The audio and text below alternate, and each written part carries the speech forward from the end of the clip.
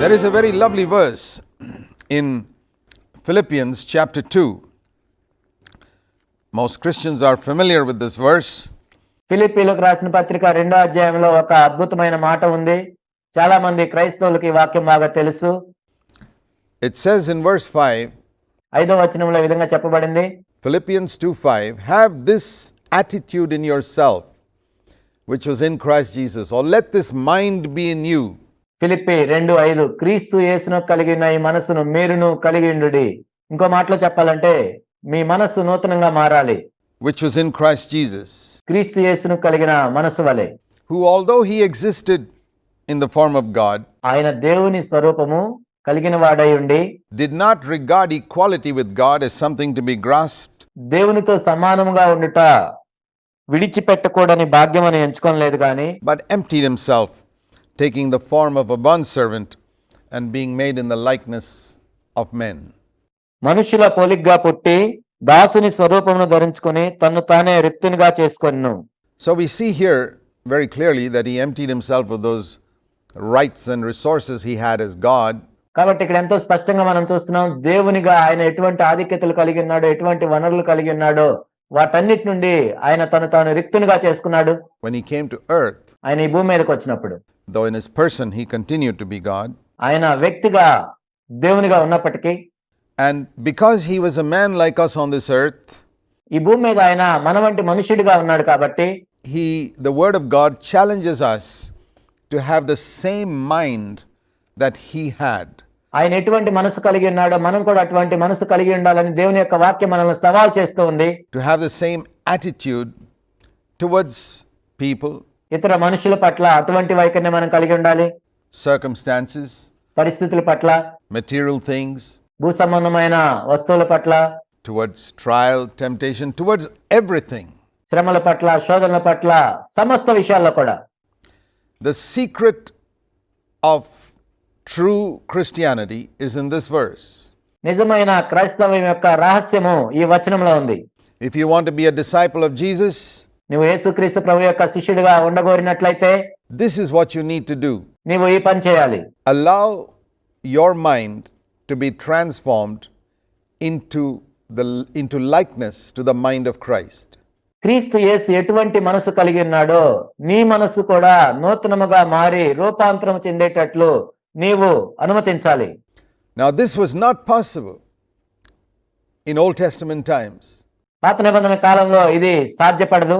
For one reason, that the Holy Spirit did not dwell within man. అప్పుడు పరిశుద్ధాత్ముడు మానవుని లోపల నివసించలేదు. You know, the most significant event that took place after the resurrection of Christ and Christ going to heaven, క్రీస్తు పునరుద్ధరణ తర్వాత, క్రీస్తు పరలోకమునకు ఆరోహణమైన తర్వాత జరిగిన ప్రాముఖ్యమైన విషయం ఏంటో తెలుసా? is the coming of the Holy Spirit. పరిశుద్ధాత్ముడు రావటం. It's as important as the coming of Jesus Christ to earth. యేసుక్రీస్తు ప్రభువారు ఈ భూమి మీదకి వచ్చినది ఎంత ప్రాముఖ్యమైందో ఇది కూడా అంతే ప్రాముఖ్యమైంది. A lot of Christians appreciate the fact that Christ came to earth, అనేక మంది క్రైస్తవులు యేసుక్రీస్తు ప్రభువారు ఈ భూమి మీదకి వచ్చారని చాలా అభినందిస్తూ ఉంటారు. but they haven't sufficiently understood the implications and the blessing of the third person of the Trinity, the Holy Spirit, coming to earth. త్రిత్వంలో మూడవ వ్యక్తి అయిన పరిశుద్ధాత్ముడు కూడా ఈ భూమి మీదకి ఎందుకు వచ్చాడు, దానివల్ల వచ్చిన ఆశీర్వాదం ఏంటి అనే విషయాన్ని అనేక మంది క్రైస్తవులు అర్థం చేసుకోలేదు సంపూర్ణంగా. As well, why did he come to earth? ఎందుకు ఆయన ఈ భూమి మీదకి వచ్చాడు? He occasionally visited people in the Old Testament, పాత నిబంధనలో మనం చూసినట్లయితే అప్పుడప్పుడు మనుషులను దర్శిస్తూ ఉండేవాడు పరిశుద్ధాత్ముడు. but now he came to indwell people, కానీ ఇప్పుడైతే మానవుని లోపల నివసించడానికి ఆయన వచ్చాడు. to come within, to make this body his temple. ఈ దేహాన్ని దేవునికి ఆలయంగా ఉంచేటట్లు చేయటానికి ఆయన వచ్చాడు. This is the true temple of God now. ఇప్పుడు దేవుని యొక్క నిజమైన ఆలయం ఇదే. When I received Christ into my life క్రీస్తును నా జీవితంలోనికి నేను స్వీకరించినప్పుడు, and opened my being to his Holy Spirit, తన పరిశుద్ధాత్మకి నా హృదయాన్ని తెరిచినప్పుడు, he makes my body the house of God. నా దేహాన్ని దేవుని యొక్క ఆలయంగా ఆయన చేస్తాడు. In the Old Testament, the house of God was in Jerusalem, a physical building. పాత నిబంధనలో మనం చూసినట్లయితే దేవుని యొక్క ఆలయం యెరూషలేములో ఉండేది, ఒక భౌతిక సంబంధమైన భవనం ఉండేది. Today there is no physical building. ఇప్పుడైతే భౌతిక సంబంధమైన ఆలయం కానీ భవనం కానీ ఏమీ లేదు. That is the house of God. దేవుని ఇల్లు అని చెప్పటానికి ఎటువంటి భౌతిక సంబంధమైన కట్టడం లేదు. 1 Corinthians chapter 3 verse 16, మొదటి కొరింథీ 3:16, chapter 6 verse 19 6వ అధ్యాయం 9వ వచనం, teach that this body is the temple of the Holy Spirit. దేహమే పరిశుద్ధాత్మక ఆలయం అని బోధిస్తున్నాయి. And he has come inside the body ఆయన ఈ దేహంలోనికి వచ్చి to give us the strength to control the passions in our body, ఆయన ఈ శరీరంలోనికి వచ్చి ఈ శరీర దురాశలను నియంత్రించడానికి వచ్చాడు. and also to renew our mind. మన మనస్సును నూతనపరచడానికి ఆయన వచ్చాడు. What does that mean? దాని అర్థం ఏంటి? Our mind has a certain way of thinking. మన మనస్సు అనేది ఒక విధమైన ఆలోచన విధానంతో ఉంటుంది. We have a certain value system in our mind. మనకి ఒక రకమైన విలువల క్రమం ఉంటుంది. And that value system was acquired as we grew up from childhood. ఆ విలువలన్నీ కూడా మనము బాల్య దశలో ఎదుగుతున్నప్పుడు వాటన్నిటిని మనం పొందుకుంటూ ఉంటాం. From our surroundings, మన పరిసరాల నుండి, from people, మనుషుల నుండి, and from the Adamic nature that we were all born with. మనందరము జన్మించినప్పుడు మన కలిగిన ఆదాము స్వభావం నుండి మనం నేర్చుకుంటాం. And that's what makes all human beings, whatever religion they may call themselves as they grow up, selfish.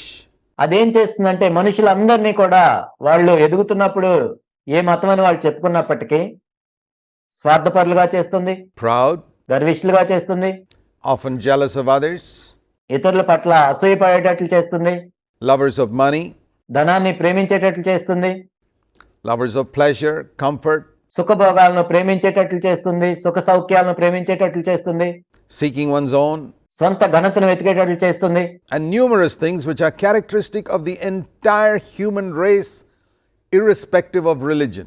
ఏ మతమైనా ఏ సంబంధం లేకుండా ఇలాంటి లక్షణాలు మానవ జాతి అంతా కూడా కలిగి ఉంటుంది. The purpose of God is that when Christ comes into our life యేసుక్రీస్తు ప్రభువారు మన జీవితంలోనికి వచ్చినప్పుడు దేవుని యొక్క ఉద్దేశం ఏంటంటే and we open our beings to be filled with the Holy Spirit, మన హృదయాలను పరిశుద్ధాత్మ చేత నింపబడుటకు తెరిచినట్లయితే not just to receive the forgiveness కేవలం పాప క్షమాపణను పొందటం మాత్రమే కాదు, that Christ offers us on the cross, but క్రీస్తు ఏదైతే ఆ శిలువలో మనకి ఇచ్చాడో beyond that, when we open our beings to allow the Holy Spirit దానికి మించి పరిశుద్ధాత్ముని మన హృదయంలోనికి స్వీకరించడానికి మన హృదయాలు మనం తెరిచినట్లయితే to control us, what will happen is he will change our way of thinking.